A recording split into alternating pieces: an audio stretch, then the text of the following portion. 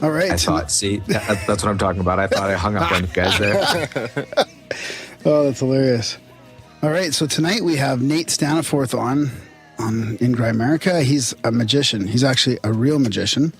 He's a performer, a writer, a traveler. He's done lots of traveling. He was the former host of Discovery Channel's Breaking Magic, and he's just about to start his Real Magic Tour 2016. But he's fascinating because he talks about sense of wonder that he's experienced in his magician's experience, and we're going to talk to him about that among a lot of other stuff. So welcome to the show, Nate. Yeah, thanks for having me on. This is great. Yeah, it's great to talk to a real magician. That's what everybody does. People ask what I do for a living, and I tell them I'm a magician, and the immediate follow-up question is, "Oh, what instrument do you play?" Because they just can't believe that, oh, there's actually a magician out there in the world. Yeah. Well, I know one other magician, TD Sparks. He does magician at my daughter's preschool. He's not very good. He's great with the kids, though. You sure it's not a clown? No, he's a magician. He's great with the kids. There was like maybe one little thing he did that wasn't super corny, but kids are actually a really tough audience for magic because so much they will call you out instantly. Well, not only that, but there's this sort of set of social cues that adults learn that are really easy to exploit when it comes to trying to deceive people. That children just haven't learned those yet, and so. Yeah, performing for children. Yeah, if you can do that, more power to you. Didn't you start on the playground? Was that your story?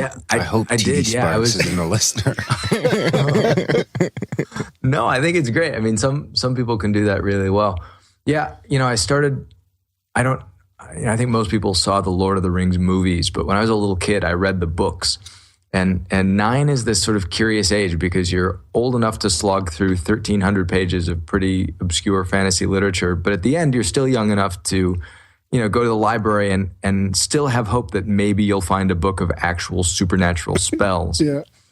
So that's what I was looking for. I was looking for a book of actual magic that I could cast on the playground. I wanted to do that scene where Gandalf has the fireworks that turn into the dragon. Because if you could do that on the playground, you would be untouchable for the rest of your elementary school career. Turns out that's not how it works, but I found a book of just basic sleight of hand. And what was the first trick you learned? So it was very simple. It was you put a coin in your hand, you close your hand, and when you open your hand. Oh, he hung up on us. I think obsessed about weird things. Like I just became obsessed about this, and I bet I put 400 hours. Like before school, I'd wake up early. After school, I came home, didn't play football, didn't play soccer, didn't do any of that. I just worked on this coin trick because I was just fascinated this idea that I could do something that other people would think was impossible. And so, for the first few months or whatever, it wasn't amazing at all. But I will never forget the first time that I did it, just practicing in front of the bathroom mirror. And it didn't look like a magic trick. It looked like an actual miracle. And so, I decided that I wanted to see how the kids on the playground would respond to this. Because I had never done magic for people. I'd never seen a magician. This was my first, experience with magic. And the thing that I didn't know that I've learned since is that, when you're watching a magic show, there's this contextual safety. You know that you're watching a performance. So you can see the craziest things happen, but you can categorize it in your mind as a magic trick. So it's safe. It's okay. These kids had none of that. They just saw something disappear. So they didn't jumping up and down and running around, and that was not what I was expecting at all. Huh. So we're losing, we're having weird internet problems. We're having weird internet problems here. Can you hear us right now, Nate? Yep. Are you there? Yeah. Yeah. Okay. So yeah, obviously that response triggered a pretty deep interest, I suppose. Yeah. Well, I mean, it's just, the teacher on the playground came over. And, it's one thing having kids to sort of scream and run around, but this, I want to say she was like 60, very authoritarian, very terrifying presence on the playground. And she demanded to see whatever it is that I showed the kids. And so I made the coin disappear for her as well. And I will remember the look of wonder on her face for the rest of my life. It was just this, it was like I had discovered a trap door Like if with something as simple as a magic trick, you could make people feel that, why would you possibly do anything else, with your life? So it's like I learned you can say something with a magic trick that's very hard to say any other way. And I wanted to figure out what that was. Wow. So then you went on to doing shows and stuff like that. And you've actually got a tour coming up, right? So you have like a bunch of these tricks that you've mastered over the years. Yeah, it's cool. I mean, like, we all know that I don't have magic powers, like it's not about deceiving the audience.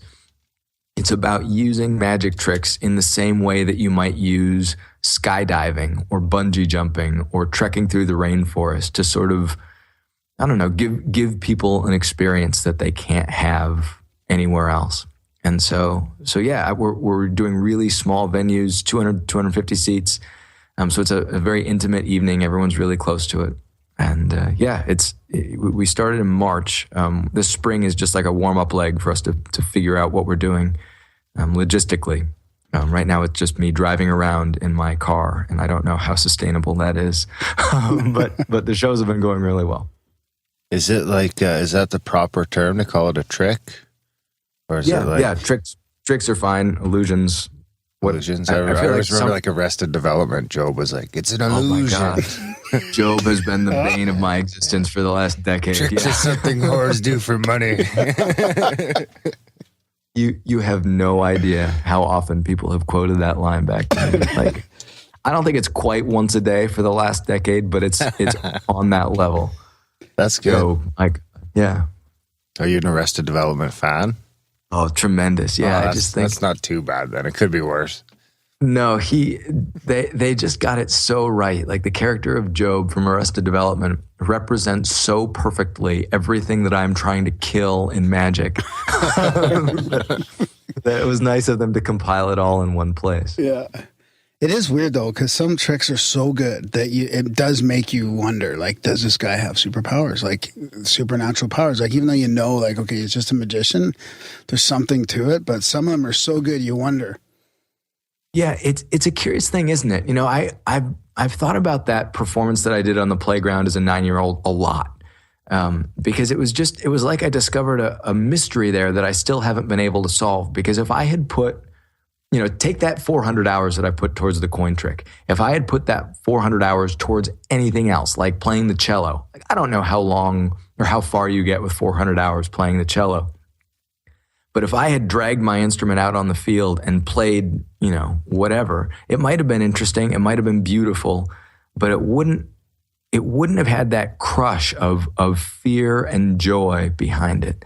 And that is unique to magic. It's sort of ability to take the unknown and bring it into the day-to-day lives of the spectators. I love that. Yeah, we love it too, and that's part of the reason why we do the show. Like we were saying just before we started recording, like we talk about, we have a lot of personal experiences. We talk about it on the show a lot. It's like from listeners, from guests. Sure.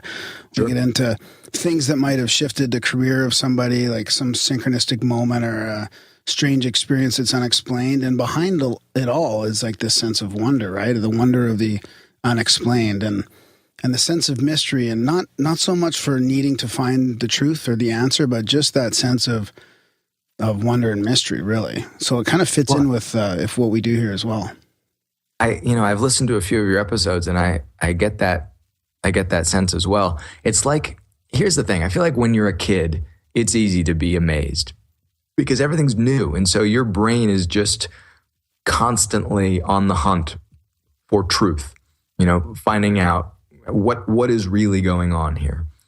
And at some point, and this happens at a different point for everyone, but you sort of decide what's going on. The temptation, at least for me, I guess I can't speak for anyone else, is towards just sort of assuming that I've got it figured out.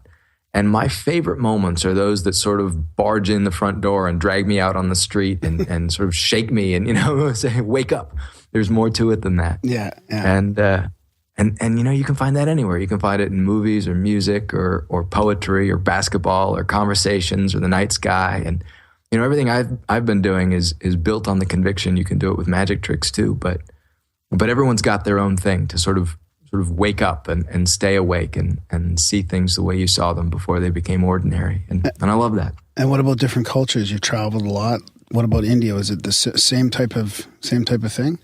Yeah, here's what happened. I think this is probably true of a number of professions as well. Like, I wanted to be a magician since I was a little kid, and I worked really, really hard at that. And I discovered that the job wasn't what I thought it was. I started touring while I was in college. I did 5 years on the road in America, and I just got really burned out. It's like I had forgotten why I loved it in the first place. And so I felt like I was either going to quit or I had to go away and dream it all up again. And so I bought a one-way ticket to India and set out on this. It was like I know it sounds corny, but it was like a quest for wonder. Like, I wanted to go away and explore a tradition of magic that was completely different from my own. And so I was looking for like street performers or snake charmers, or, I didn't know, like every culture in the world has its own version of the magician, that sort of archetypal figure, shaman, witch doctors, medicine men. And I wanted to see all that. And I wanted to sort of put myself in the audience and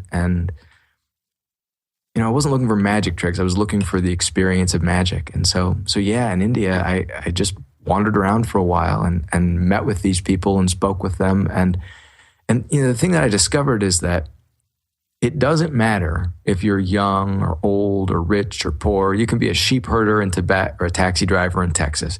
Everyone everywhere responds to the impossible in the same way. And it was this incredible revelation that sort of through astonishment, you realize that despite all of the external differences, we're not nearly as different as it might seem. So yeah, it was a real adventure, and I hope to do it again someday. What was the coolest trick you seen over there? What did you see over there that made you kind of...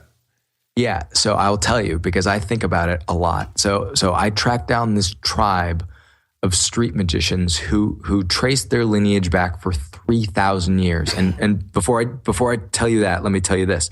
So India has this tradition of nomadic street performer tribes who used to circuit the country performing in a different village every day or every evening, and then they'd walk on to the next one. And for thousands of years, they had these routes that they would just, they'd travel and perform and perfect their craft. And over that time, they developed some incredible pieces of magic. Now, recently, the Indian government has cracked down on street performing. And so this once venerated tribe is now living in a slum outside New Delhi. So to make a very long story much shorter, I backpacked across India trying to find these people, and I found them. And you may have seen at a carnival or at a circus or a sideshow this fire-breathing stunt where someone breathes in, or someone takes a drink of kerosene and then spits it through a torch and it makes this big burst of fire. You know what I'm talking about? Yeah. Okay. So here's what happened, and I have this on video, so I know I'm not just remembering it wrong. This is what happened. This old man, I bet he was 82. Opened his mouth and showed me that it was completely empty. And then he closed his mouth and started breathing quietly through his nose, sort of snorting. And the first time, nothing happened. And the second time, smoke came out of his nose. And then he started coughing, just sort of coughing out bursts of fire that shot from his mouth like a dragon, like jets of fire from his mouth, maybe 12 to 18 inches long, just in rapid succession. 1, 2, 3, 4. And then that was it. And he opened his mouth and showed that it was empty again. And it just blew. It was like getting struck by lightning. Like, I'd never seen anything like that before. And it just sort of shook me to my core, because I'm supposed to know how that stuff works, and it was unlike anything I'd ever seen. So, can you do that now? No, I have no idea. I have no idea how they did it. I should try that. Do you bother trying? Like, do you get stuck trying to figure it out, or do you just let it go? It's interesting. I feel like you guys don't tell each other everything. Well, okay. So a couple things on that. I think the perception is that magicians are very secretive about their craft, but the reality is that it's such a small community that you either know everyone or you're maybe one degree of separation away from someone. And there's this great worry that, secrets will be lost, or that, there's just not enough of us to be really bitterly competitive about it. So there's great culture of helping and sharing and collaborating on ideas, and it can be very helpful. But one of the I don't know if cruel paradox, that might be oversaying it, but one of the problems with magic is that you get into it because you love the experience of wonder and astonishment. But the better you get at giving that experience to other people with magic tricks, the harder it gets to feel yourself, because a magic trick isn't amazing when you know the secret and you get to a point where it feels like you know all the secrets. So it's actually, when you see a magician perform something that you can't explain, it's a really special moment. And I feel like most magicians would tell you that they don't try to pick it apart, that they're thankful that someone had put in the work to elevate a piece, to the point where it can fool other magicians, because we love that feeling, and it gets harder and harder to find when you know all the secrets. And you're like, oh, okay, go ahead. Yeah, that brings me to another question I have for you. Is because you feel like you know all the secrets, does that create a skepticism in magicians? Like, it makes me think of who are the two guys in Vegas all the time that are really skeptical? Penn and Teller. Yeah, Penn and Teller, and then the Amazing Randy, or these other guys that, because I almost have a sense that because they've tricked people for so long, and not in a negative way, but they've performed for so long, and they know all the secrets, and that they don't believe that in the supernatural at all, like extended consciousness or telepathy, or there's some pretty hardcore skeptics in that community. Is that pervasive throughout your community? I don't know. I don't think it's pervasive. I think the skeptical community and the magic community certainly have very close ties. But I feel like there's a larger picture there, and maybe the bridge with the skeptical community is just part of it. I feel like what you do develop is an understanding that the human rational process is just extraordinarily frail, and the more faith you put in it, the easier it is for you to be fooled. My all-time best performance was at Case Western Reserve University in Cleveland for a room full of engineers who started the show with their arms, almost to the person, with their arms crossed, sort of, very, very overtly skeptical about a magic show. And that's just one of those truths that you discover as a magician, that the easiest people to fool are those who believe that they can't be fooled. The harder someone's, it's strange. It's sort of like what we were talking about with the children at the beginning of this talk. The harder someone's paying attention, and the more certain they are that you won't be able to fool them, the easier it is to deceive them. And so, for me, the result that's had is that I'm very suspicious of certainty, ontological certainty anyway. It's very hard for me to put all of it's very hard for me to really believe that I understand, what's going on, because I know how easy it is for me to see what I expect to see, because that's something that magicians exploit, or how easy it is for me to see what I want to see, because it's another thing magicians use all the time to deceive an audience. And so I'm very aware of it's easier to deceive yourself than anyone. And I think maybe a very popular lie that our culture likes to tell itself is that we've got it pretty much figured out. How this all works. And I've just, you can only see so many grown, sober, well-educated adults jumping up in a theater and screaming. Like I had a guy in Virginia stand up on he stood up in the theater and then climbed up on his chair, standing on the armrest of the chair in the theater, and he just he silenced the audience in the middle of the show and pointed at me and said, "To hell with you, you're the devil, I'm out of here." And he stormed away. And I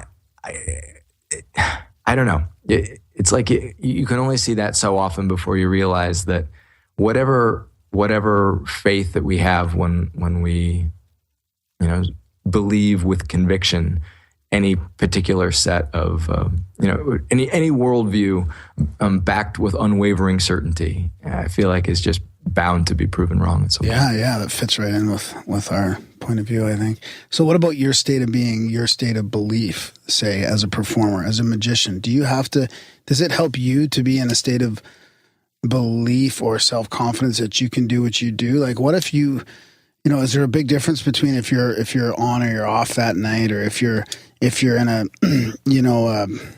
a self, if you're having, like, let's say a low self-esteem night or something like that, do you have to do any sort of ritual or anything to bring you up to like this confidence level, or like a really, like, with unwavering belief that you can fool these people? Or? Oh yeah, totally. And I think some performers really relish the act of getting on stage and performing for people. And like, I'm a very private person. Like when I'm not working, I don't like to be the center of attention. But what I do have is absolute faith in the material, because I have just, I hit Malcolm Gladwell's 10,000 hours the summer I turned 22. Like I have been with some of the pieces in my show for a long time. And it just sort of gives you, like, when you can trust your material, it gives you a confidence that maybe you don't feel personally, but I know I can go into any room in the world, and if I have these pieces with me, I can make an audience believe in magic. And so it's that is the source of my confidence. It's not that I think, that I have what it takes to make 800 people go crazy, but I know I've got a good set of material that I've built over the last 20 years. Do you get into like a flow state, like an athlete would, sort of, after practicing much that the stuff just comes natural and you'll do things, just sort of automatically with that confidence? I was talking to my wife about this. I wish she could be married to that guy. Like, I wish my family could know the guy that I am on stage, because I'm just, I'm actually smarter. Like my brain works faster on stage, and I can make these sort of intuitive leaps and stick the landing that I can't do in real life. And so that's, yes, absolutely. I was talking with a boxer about this, and he called it the white zone, and how when he's in the ring, he just sort of disappears inside himself. And there are moments when he's in the fight, but he's more a participant, watching from outside than the person fighting in the ring. And I can relate to that very much. Can you do any tricks over the radio? Can you amaze me from afar? That would be if I could do that, I would never have to leave home. I'd just get people to dial in. You could do a podcast, just blowing people's minds. I'd do a 1-episode podcast where I just record the show once and then that's it. It's funny that you bring that up. Actually, before TV, there was this whole genre of magic that was performed on the radio, and every week these magicians would invite a studio audience in, and the magician would perform for them, and the listener at home would just trust that the audience in the studio was keeping the magician honest. And it's fascinating, really. Someone should, I'm telling you this now, and maybe I will pick that up again, because it's something that people aren't really working on. So. Yeah, that's interesting. I wouldn't have thought that. It is hard to... Give me a few months and I'll come back to you with a radio magic show. Yeah, for sure. Yeah, well, definitely if you come to Calgary, come in studio and blow our minds. Are you coming to Calgary? I've never done a show in Calgary before. I've never done a Canadian tour. Growing up, we'd go on vacation to Canada every year, but I've never worked there before. I bet we're more gullible. Do you think so? I bet. Yeah, maybe. Yeah. I went on my honeymoon in Canada. Oh, did you? Yeah, I went to Nova Scotia, and then you've got some amazing provincial parks too. So Nova Scotia, that's Bay of Fundy. Is that where that right up in there. Crazy tide is? The biggest tide in the world, I think, right? That's right, yeah. It'll be all right. What's what's in your repertoire? What's a trick to look for? What's your, like, closer? I know you're not going to give us any secrets, obviously, no, but right. like, let me say it this way. I'm very interested in coincidence, because So here's the problem as a magician. Like you just sort of have to follow the logic to the end, because if you're going to be honest with the audience about the fact that I don't have magic powers, you know, I tell that to them right at the beginning. But that really limits the kind of material I can do, because, you know, when you make something disappear and say abracadabra, what you're really implying to the audience is that when you say abracadabra, like something magical happens and then the elephant disappears. And so I've been trying to figure out what I can do honestly for an audience. And I really love the idea of coincidence, because coincidence is this curious sort of place where the worlds of faith and the worlds of reason wrestle each other to a draw. You know, like you could flip a coin 10 times and have it come up head every time and say it was destiny, or you could say it was chance, but neither side could really prove their case. Mm-hmm. And so as a magician, that's really fertile ground, because for the skeptics, you can engage them in a way that they can resonate with, and for the believers, you can engage with them. And it's a way of talking about the impossible without alienating anyone. And so anyway, in my show, there are a lot of pieces that you could dismiss as coincidence, but as the show progresses, you realize that, you know, clearly that couldn't explain everything. And so, can you give us an example of that? Well, yeah, well, just without you know, ruining it for anybody. No, it's fine, because the show's different every night, and so, you know, if you came one night, you might see something different than you saw the next night. But my signature piece is you know, where I would give you something to hold, but I wouldn't tell you what it is, and you just have to hold it tightly so no one could see it. And I'll send you the YouTube video so you can see what I'm talking about. Yeah. So someone's holding something on stage, but no one knows what it is. And then I throw a beach ball around the auditorium and get 6 people to stand up and call out a 2-digit number. So 16, 34, 20, you know, whatever. And then when the person on stage opens their hands and shows everyone what I gave them at the beginning, it's a lottery ticket with the numbers on the lottery ticket matching the numbers that were just called out in the audience. So it creates this moment where, like, you can think of it as a trick as you want to, but clearly there's no way for me to control where the beach ball goes, and the person's been standing on stage, you know, holding that thing from the beginning. You can think of it as a coincidence, but the odds of that working by chance are in the, you know, literally in the trillions. And so I love that nothing overtly magical happens, but it's still, you know, undeniably strange. That's what I'm going for in the show. I want it to just be the strangest night people have ever had. You know, if they leave asking how I did it, I feel like that I haven't done a very good job, because the question should get more interesting than that. Yeah, that's the mind-blowing stuff for me, because you're like, how could that ever possibly happen? How can people yell those numbers and then the thing in there is the exact same? Like, that would blow me away. You look a little amazed over that. I am. You're wide-eyed. Well, I'm just looking at the dates now. Magic, you guys. I think we might be onto something. Are you close to the border at all? Like, is there any shows in Montana? You know, I think we'll play Seattle and Portland. I think that's probably the closest to the border we'll get. I've played Havre, Montana more than maybe anyone else. I think I've played that. There's a college there that I've been to maybe 4 times, 5 times. But they're not on our schedule for the fall. But I'd love to get to Canada. You know, we're working on bringing the show to the UK, and it's you know, we started a new production company for this tour, and we're very much figuring it out as we go. So as soon as we get the logistics in place, yeah, I want to take it everywhere. So now's the time to come to Canada. Cheap expenses. Yeah. Maybe give me a few months to figure it out. You'll have to charge more because our dollar ain't worth shit. Right. So what was it like for working for the Discovery Channel there on that? So here was the idea. The plan was to do the Mythbusters of magic. Oh. And so we wanted to, the show is called Breaking Magic, and the goal was to use magic to illustrate certain scientific principles. So it was sort of Mythbusters in reverse. So we didn't want to give away any real magic secrets, but we realized that there are certain principles in science that can be dressed up like magic tricks and used to amaze people, and that's an interesting, premise for a show.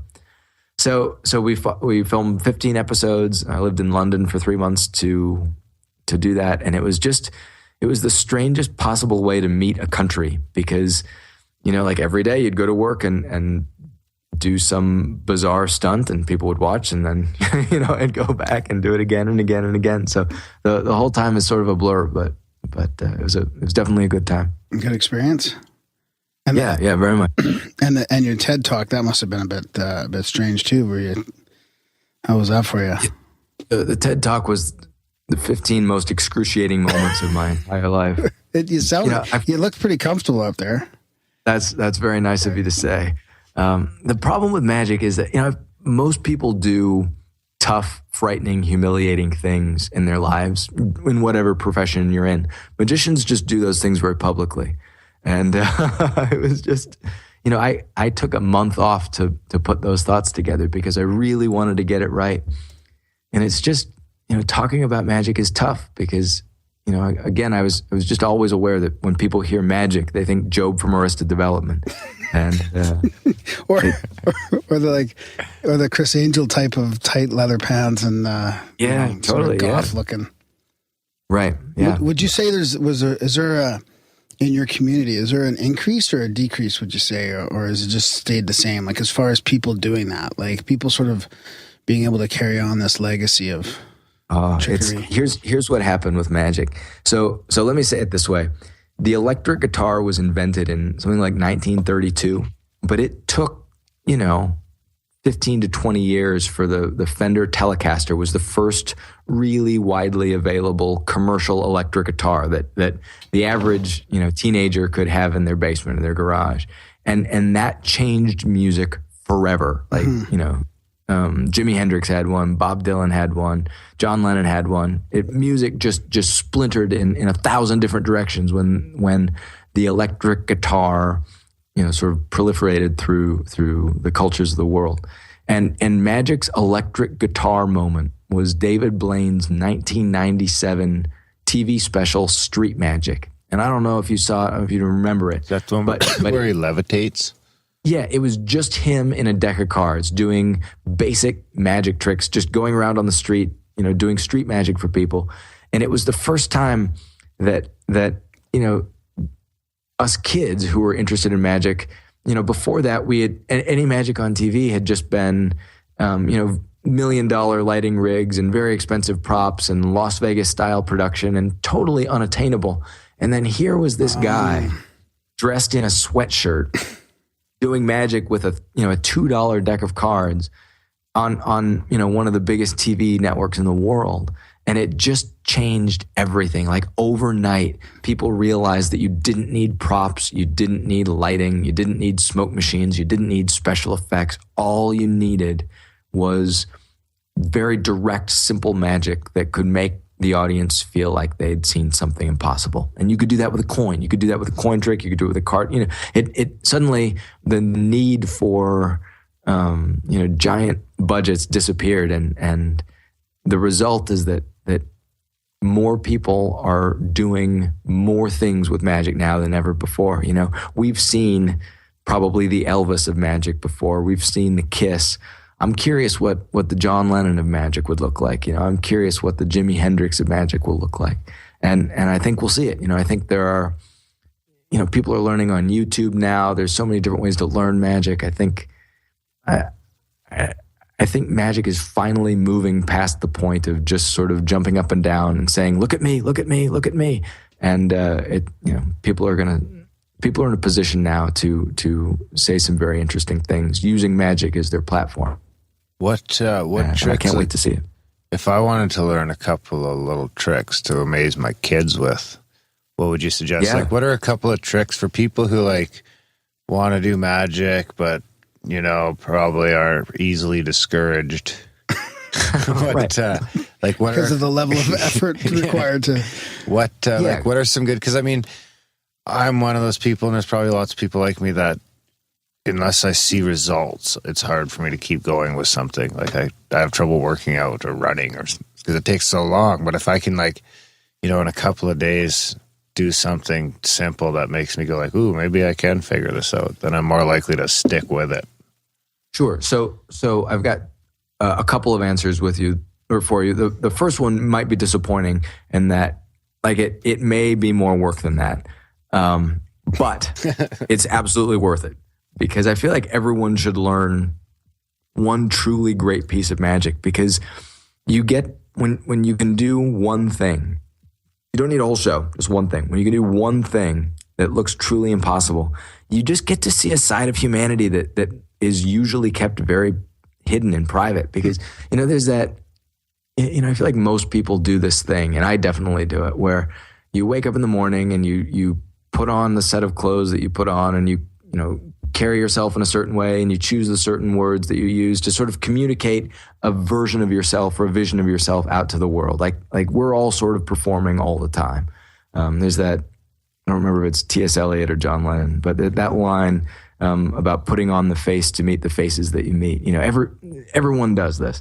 And the amazing thing about magic is it sort of makes people forget to be cool for a second. Like when you see something impossible, suddenly you stop that performance and you're no longer trying to project something out to the world. And you're just sort of in this moment of vulnerability, unbridled, awe and wonder. And it makes all of those masks fall away. And seeing that as a magician, that's easily the most beautiful part of the job. It's just this really sort of poignant, fundamentally human moment that paradoxically is created by deception. So that's my way of saying that it's worth the time and effort to learn one really great piece of magic. But just for your listeners, there are a few good places to go. The problem is that the ethics of teaching magic is still being figured out on the internet, and there's a lot of people on YouTube who are just exposing other people's hard work. But there are a few people who really, people who are teaching magic on YouTube who do their homework and get permissions. And so if you want to learn a good piece of magic right now, I would say the best source, at least on YouTube, is a channel called Scamschool. And it's not exclusively magic, but they do teach a few pieces of magic on there that are accessible for someone who's willing to give it at least a few hours work. So if you can do a few hours work, a few hours, I think you sure. can get there. Yeah. Okay. I put up with Grandma on a daily basis. What would you do? Cards, Darren, or cards? Would you like to? I don't know. I'm gonna check out. What was it? Scamschool.com? Scamschool, yeah. Yeah. Sounds like I can learn how to do a little grifting while I'm there too. Yeah, that's the problem. You might be able to. Yeah. Do people do people trust you less? Do you notice any of that? I wonder. I'm not saying I don't not trust you, but I don't know. Magicians could be looked upon as like gypsies, or is that racist? I get that a lot, and I can't really explain it. But one of the common reactions, and people think they're hilarious when they're saying this, is they find out that I'm a magician. And then they say, "Oop, I'll watch my watch," or "Oop, stay away from my wallet," as if like I'm really after the $7 they have in their wallet. I don't know. But that's sort of that's part of it. Everyone has this image of magic that I'm trying very hard to destroy, but it is definitely an uphill battle. Did you do magic in India? Like, if you do magic in India, are you like? I definitely did. I wonder if you get like the healer, if there's the healer aspect of it. Is he gone? The responses were interesting. I feel like, so two things happen. Because every culture in the world has its own, version of the magician, every culture has its own sort of, there's its own, every culture has its own set of expectations and sort of associations with that figure. So in America, when you think of a magician, you think of, Job from Arrested Development or a rabbit in a top hat. It's different in London. You're different in the UK. It's different in Australia. It's different in China. It's different in India. But so when people see something that they perceive as a magic trick, as a trick, their response to that experience depends as much on how their culture feels about magicians as it does, the trick itself. But whenever a trick is so good that they don't think it's a trick, that they think it's a miracle, they respond in exactly the same way. And so I did perform in India. Partly is just a way to break the ice and sort of pierce that veneer that so many societies erect to protect themselves from tourists. I didn't want to get the tourist version of India. I wanted to sort of dive through that. And I do magic for people, and they just have the most amazing responses. One guy invited me to his house for dinner, or down the street for tea. You're like, it's like you show magic to one person and they want to show their family what they just saw. So they ask if you want to come to their house. And it became this way of seeing a side of the country that I don't think I could have seen if I hadn't been able to do magic. So, did you have to do that in front of to a certain extent to the street performers to get into that little circle there? It's funny. They did want to see me perform something. And it turns out that one of the pieces I do in my show has its roots or has its ancestry in an illusion that they developed. And so the version that I do is you take a spool of thread and you break off maybe 3 feet of thread and swallow it. And then you take a packet of sewing needles and you swallow 6 or 7 sewing needles and you show your mouth empty. And then when you pull the thread back out of your mouth, somehow the needles are threaded on the thread. And so that's a nice little trick. I stole that from Houdini. He got it from someone else. But it turns out that piece can be traced all the way back to India. And so yeah, when I was in the slum performing it, I showed them my version. And then they sort of looked at each other and one of them said, "Would you like to see how we do that?" and showed me a version that was just far more impossible. And so that was humbling but fascinating. And they saw that I was serious and that I had, put in the time and at least thought I knew what I was doing. Did you have to up at least your game enough when to you show got me back there? then? You should have made a documentary, man. I would watch that shit on Netflix. Like, no, it's interesting. I had a in the friend street travel. in the Indian street magician tribe, wandering around amazing people. Maybe someday, yeah. Can you see any of these tribes on YouTube, or not tribes? I guess what? Well, I had a friend who was traveling at the time meet up with me for a while in India, and he was traveling around the world making documentaries about people because he thought that was interesting. And so yeah, he came into the slum was called Shadapur Depot, and he came with me that day, and we've got this great video of everything that happened there. So if you'd like, I'll send you the link. And Yeah, for sure. It could be Nate in the depot. Yeah, that's right. Nate in the what? Depot. What's the depot? Well, it's the last bit of what the slum is called. Shadapur Depot or whatever. I get it. Nice. Look at you go. So, well, thanks a lot for coming on, Nate. Is there anything else you want to mention before we wrap this up? This is great. Thanks so much for having me. Yeah. I mean, I'm going to link to all that in the show notes. We have a lot of American listeners, so hopefully you see some of our listeners in the audience.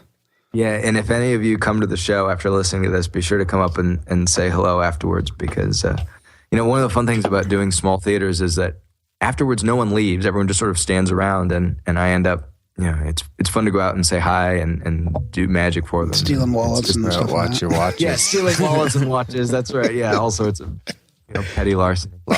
Lock up your daughters. Oh, right on, Nate. Well, thanks a lot, and keep in touch if you end up coming into Canada. Yeah, I certainly will, and I hope to make that happen. Right on, buddy. Thanks. Great. Thank you very much. Okay.